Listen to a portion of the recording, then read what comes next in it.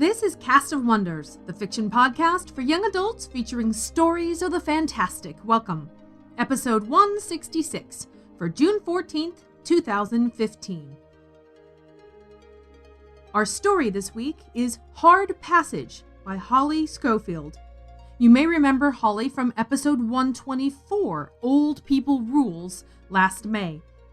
Holly Schofield's stories have appeared in dozens of publications, including Lightspeed, Cross Genres, and Tesseracts.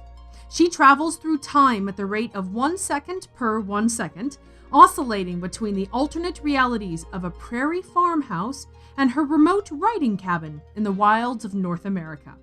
For more of her work, including free stories and a list of forthcoming publications, see her website, which we'll link for you in the show notes. Hard Passage is narrated for you by John Maher, who's also a Cast of Wonders alum. He narrated the excellent Alex Schwartzman story You Bet back in episode 95. John is the writer and narrator of Tales of the Left Hand, an ongoing fantasy series offering swashbuckling, intrigue, and a dash of magic. All of his books in the series are available in audio and ebook formats and can be found at talesoftheLeftHand.com, which we'll link for you in the show notes. In his secret identity, John's a graphic designer and voice actor who lives outside Washington, D.C. with his wife, daughter, and 2 cats. And now, we've a tale to tell.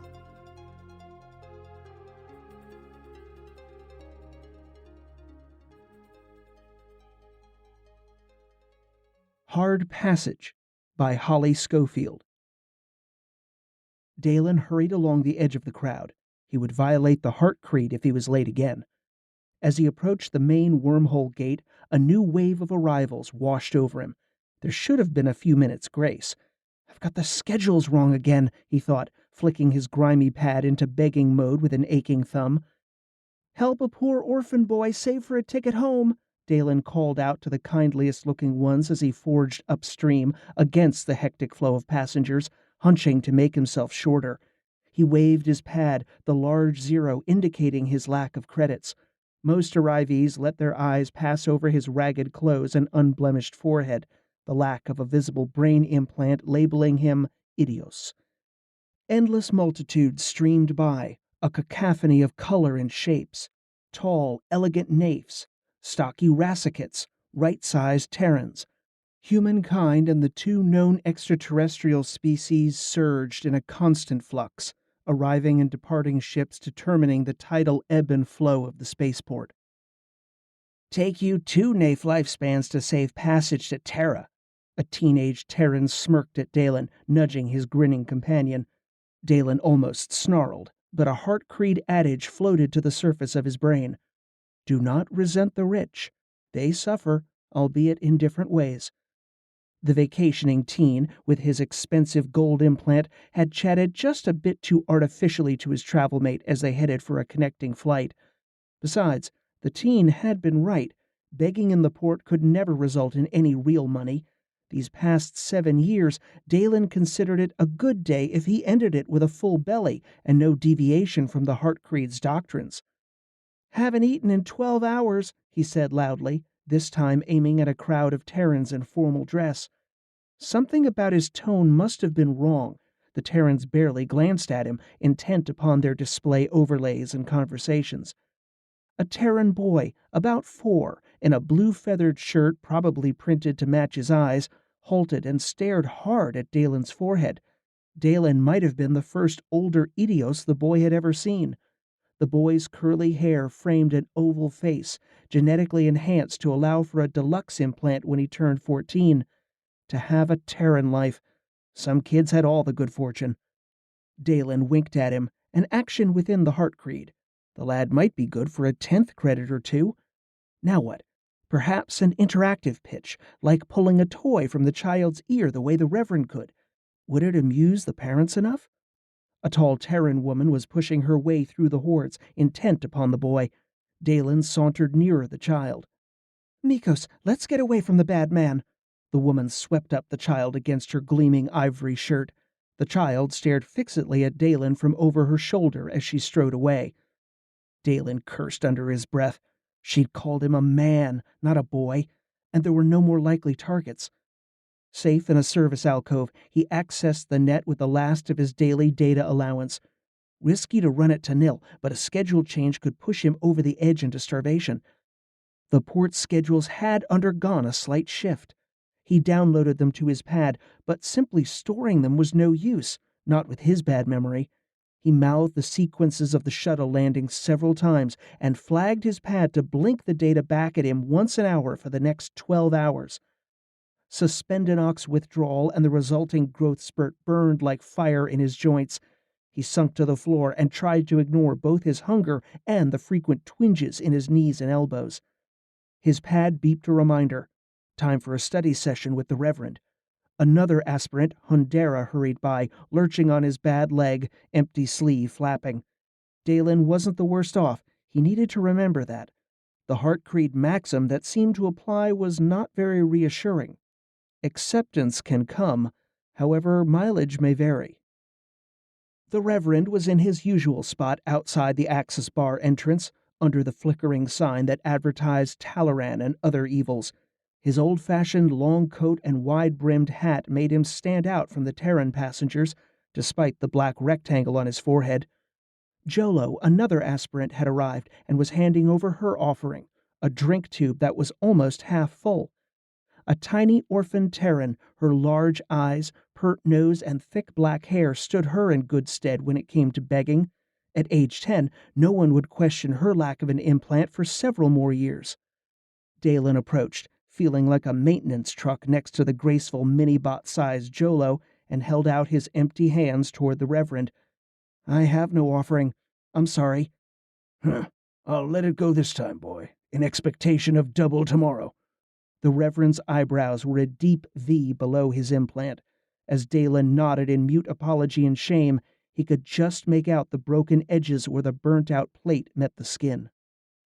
The Reverend's daily devotionals involved small sleight-of-hand magic tricks, begging psychology, and cultural practices. After 7 years, Dalen had a good grasp of most of the techniques, but without an implant, his memory of the finer points slipped and slid like melting ice crystals in a drink tube. He would start to enter notes on his pad after each session, only to find it already contained similar records.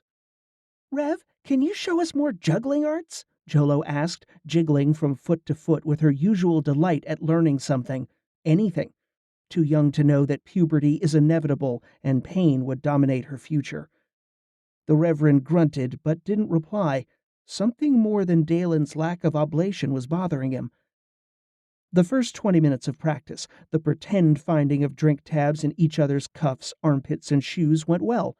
Jolo pulled it off cleanly just the once, but Dalen earned several approving nods from the Reverend. After the Reverend had dropped the tab twice, he stopped and put his trembling hands in his pockets. "Enough. Mathematics is next." Dalen joined in with Jolo's groan. His brain was not designed that way. Data had to be stored and manipulated via implants. Rote learning, number crunching, it was all water through a sieve. Without implants, there was no point in even trying. "Jolo," the Reverend said, as if reading Dalen's thoughts, "how much does an implant cost?" 20,000? No, 200,000 creds? Jolo stammered, as always unsure of her decimal points. Dalen gave her a quick, reassuring nod at the second figure. That was one number he was certain of. The Reverend turned to Dalen.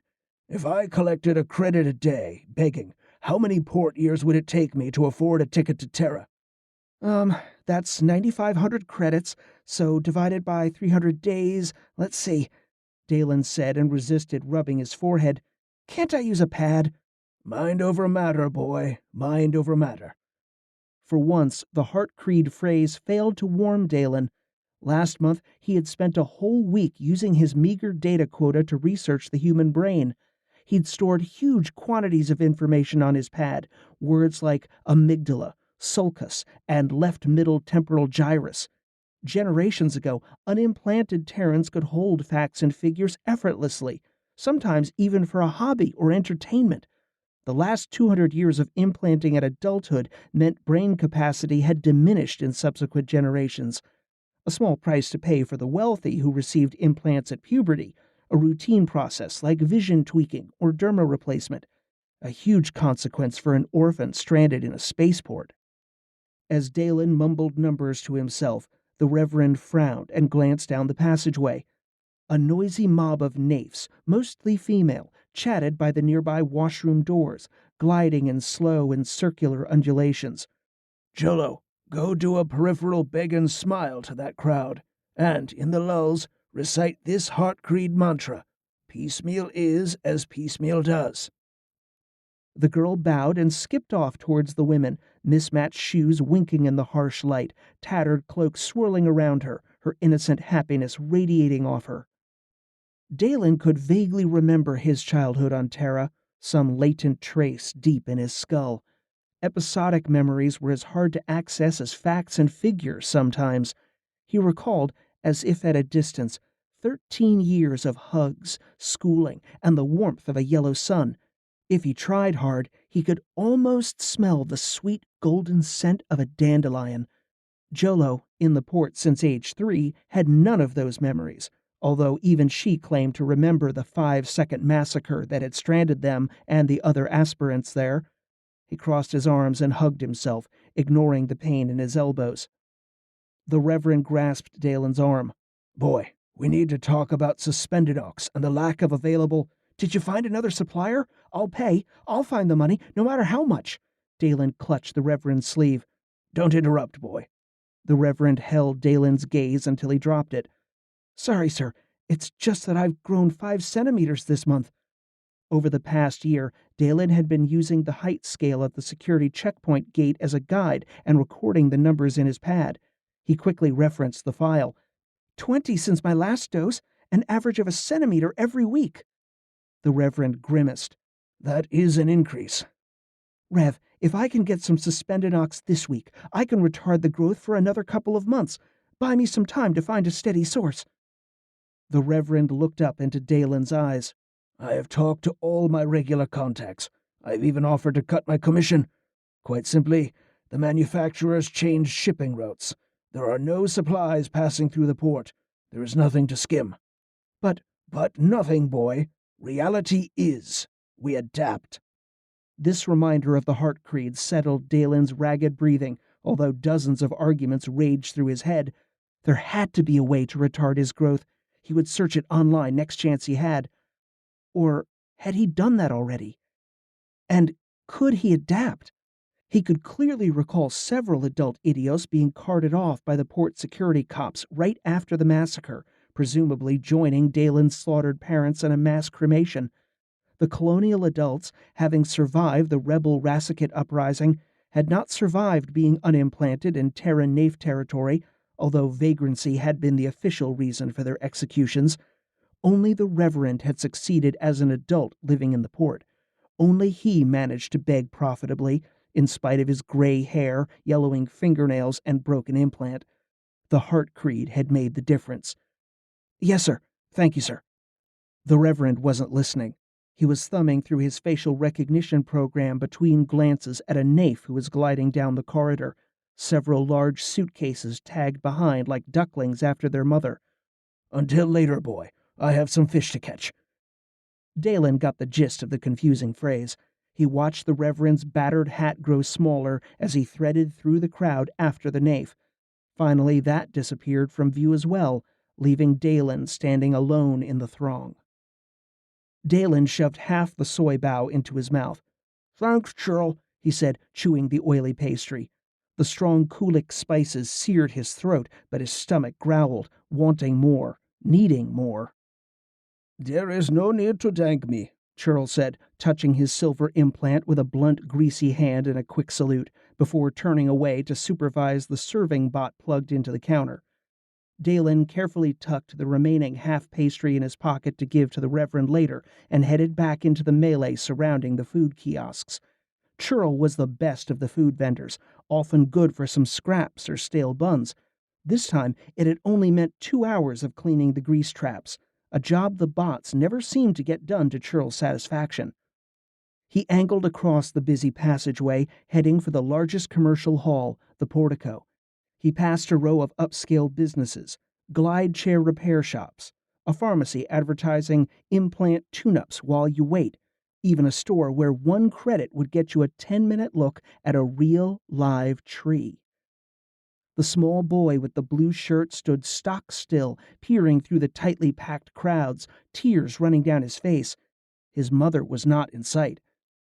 Down the corridor in the middle of the aisle, an enormous rassicate in a green stretch suit rumbled in irritation to an equally large companion, gesturing rudely with an arm so muscled it could not touch his side.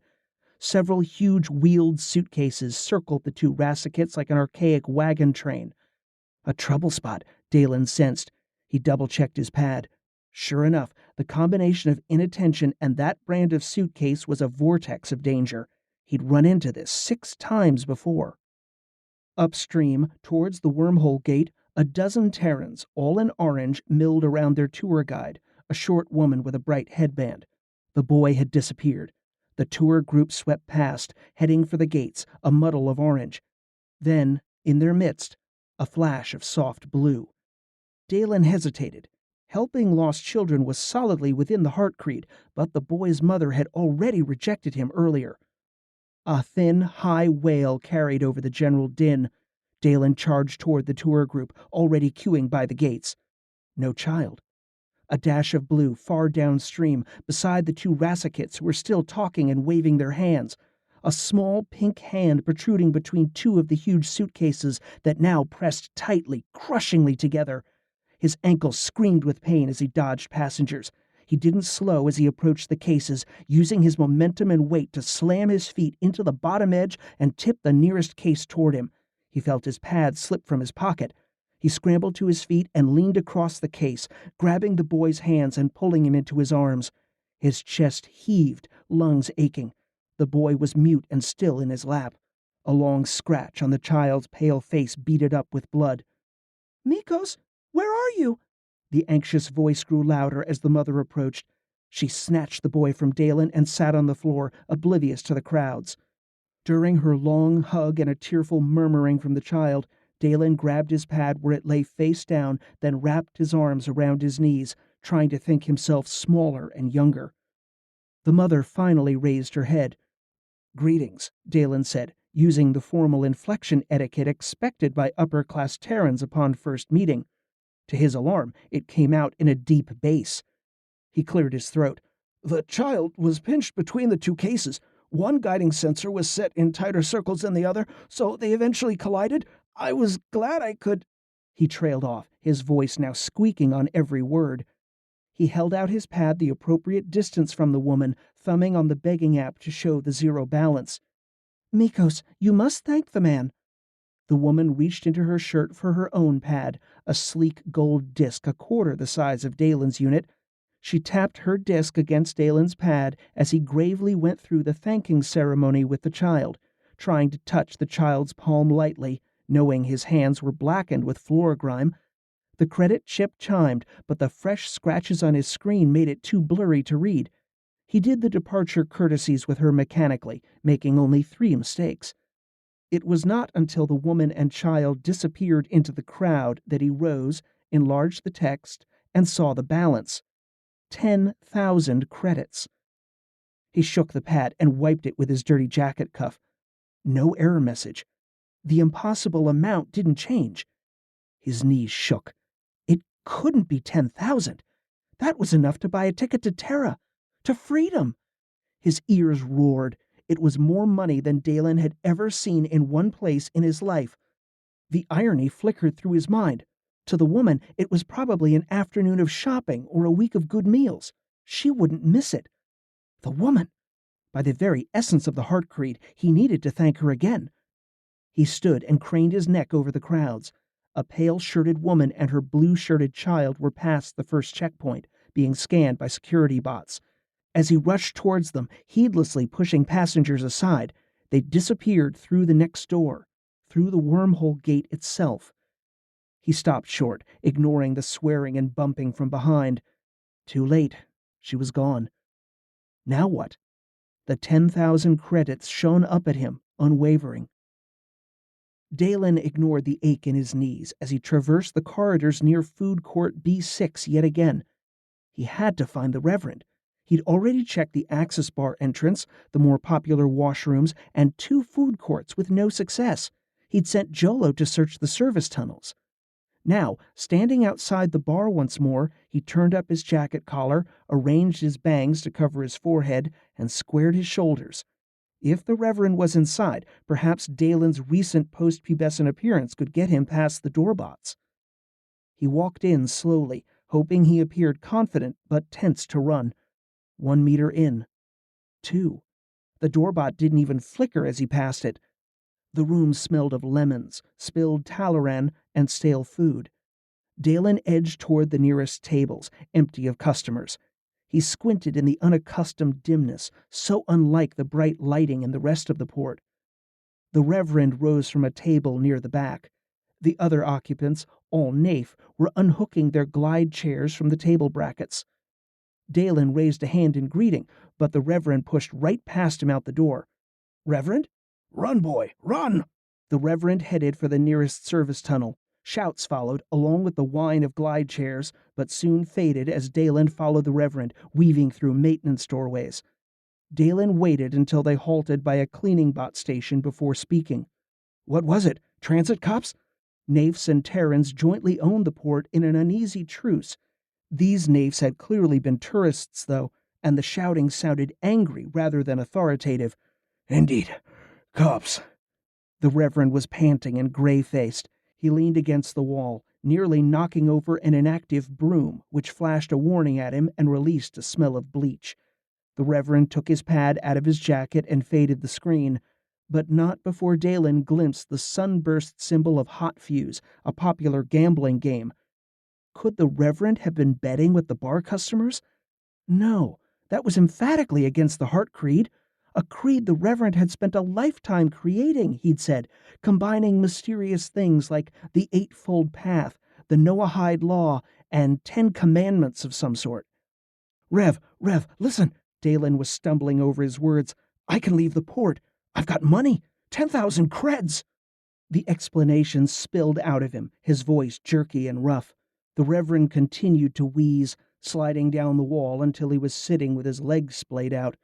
Show me, the Reverend demanded, holding out a shaky hand. Dalen indicated the balance on his screen silently. It's my ticket out. I can go back to Terra, have a Terran life. Dalen couldn't stop grinning. The Reverend had steadied his breathing, but was still very pale. Terra does not want you, boy. Not unless you can buy an implant along with your ticket. Idios are even less regarded there than on Rasakit. You know that. Dalen did know that, but, well, it was 10,000 credits. It wouldn't buy an implant, not even close, but it should change his life. The bleach smell stung his eyes. I guess I can stay here. I'll bribe someone for Suspended Ox. I can pay for it forever.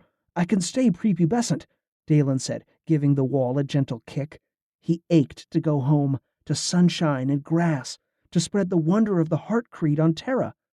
You are lucky to have stalled puberty to the age of 20. The Reverend held Dalen's eyes. Perhaps your newfound wealth can serve the creed. Perhaps I, as the sole adept, can form a parochial school. I'll stay here as an adult, then, Dalen interrupted. Hide in the service tunnels. Churl will sell me food. At 1 credit a day, I can live for, decades before I have to beg again. Those who follow the Heart Creed have a higher The Reverend frowned, swallowed, and put a hand inside his jacket against his chest. Are you all right? Dalen knelt beside him. Sir? Boy, the Reverend mumbled. My chest.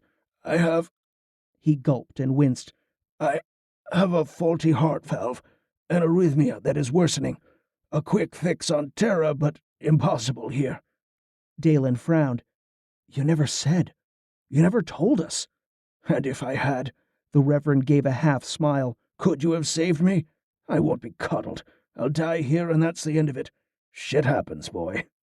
He snorted. A truth I never did manage to work into the Heart Creed. There must be something I can do. Dalen's throat was suddenly raw. He had to lean closer to hear the Reverend's next faint words. Find your balance, boy.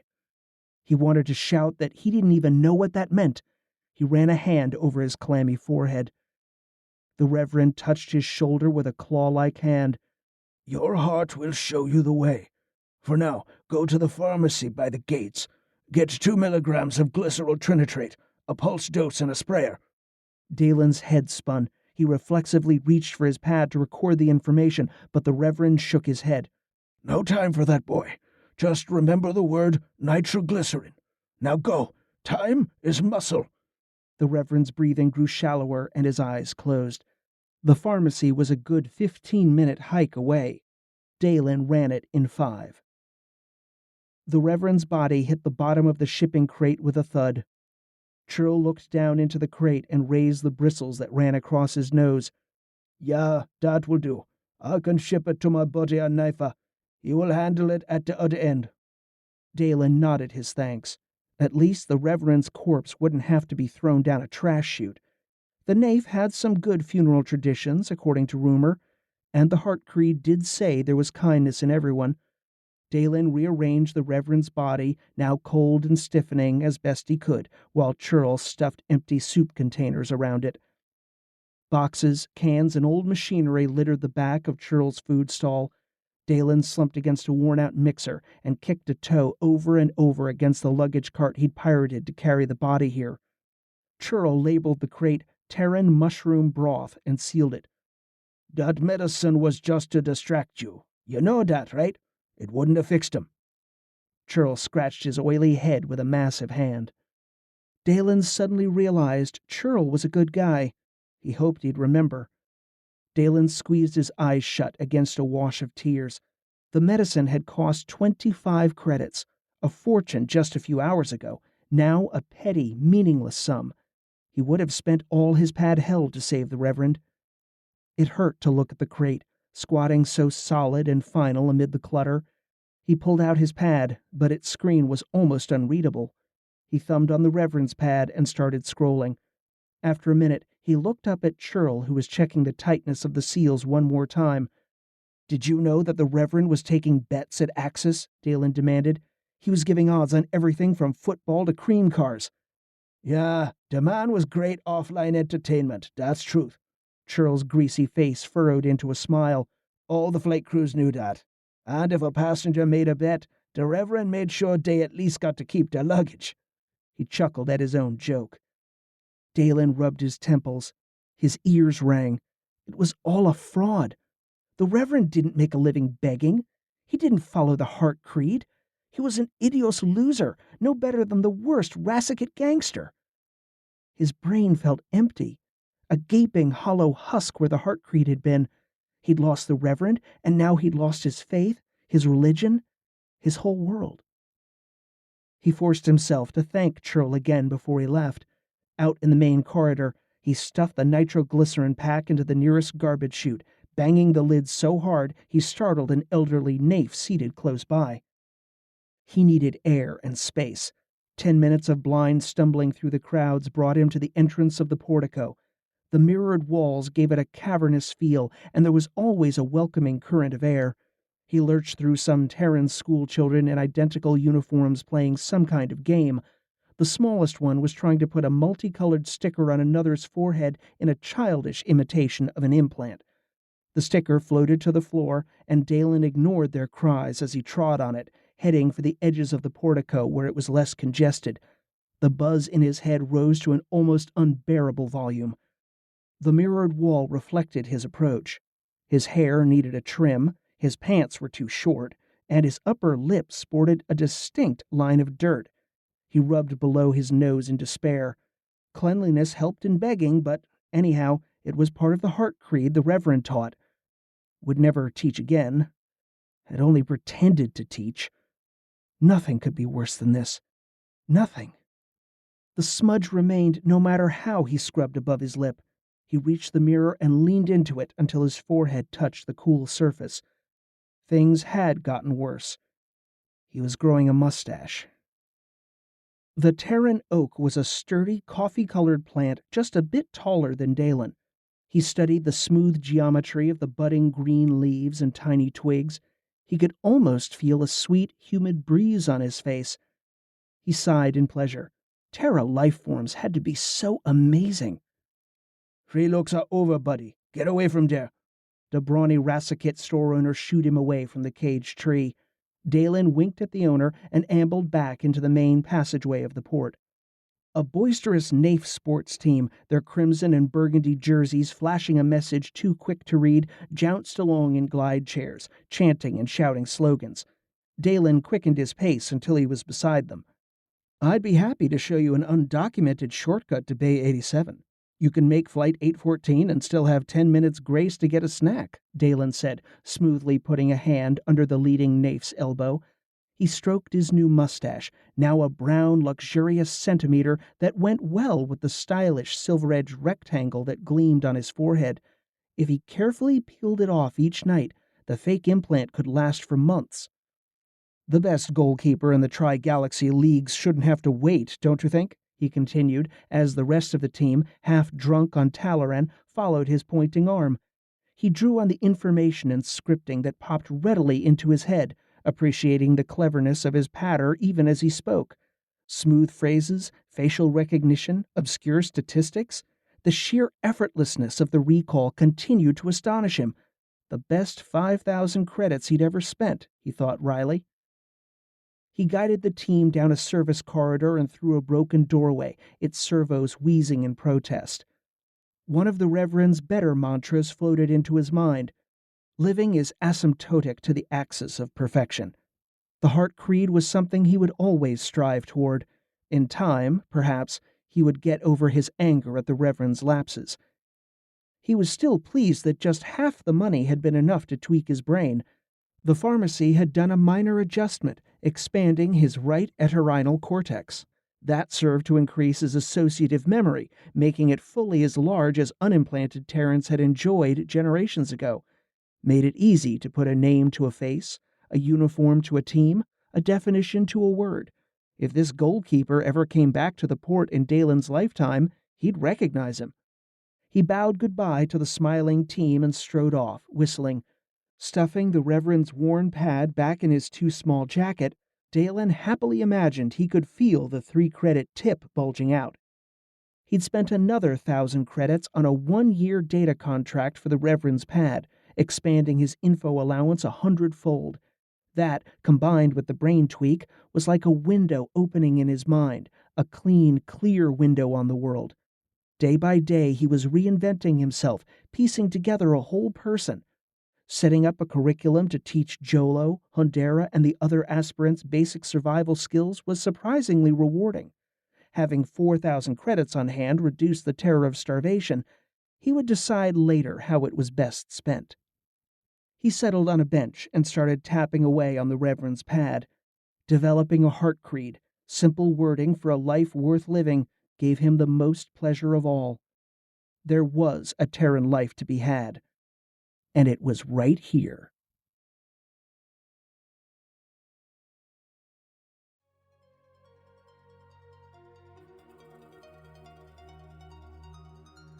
If you're interested in learning more about writing YA fiction, I have a book recommendation for you. Juliet Mushins is an agent with the Agency Group, and she's just released Get Started in Writing Young Adult Fiction. The guide aims to give you an understanding of how the genre works, some do's and don'ts for new authors or new authors to this field, and motivational tips. You can find the book on Amazon UK right now, and it releases this September in the US. Also, follow Juliet on Twitter. She runs regular Ask an Agent events. We'll put her Twitter link in the show notes. Cast of Wonders relies on your donations to pay our authors and bring you the best in young adult audio fiction week after week. If you've enjoyed this story, please consider making a donation using the PayPal link on our website. Every one-time and even better monthly donation can help, and you have our heartfelt thanks. Share your appreciation for this story by leaving us a review on iTunes or sharing the episode with your friends and family. We're at Cast of Wonders on Twitter. Come say hello. Cast of Wonders is a production of Wolfsbane Publishing and is brought to you by the creative team of Barry J. Northern, our publisher and artist. Our audio producer, Alan Sale, assistant editor and slush wrangler, Jeff Height, and I remain, as always, your humble editor and host, Marguerite Kenner. Our episodes are released under a Creative Commons Attribution, Non-Commercial, No Derivatives International 4.0 license. Share it, but don't change it. Our theme, Appeal to Heavens, is by Alexei Nov from musicalley.com. Thanks for listening.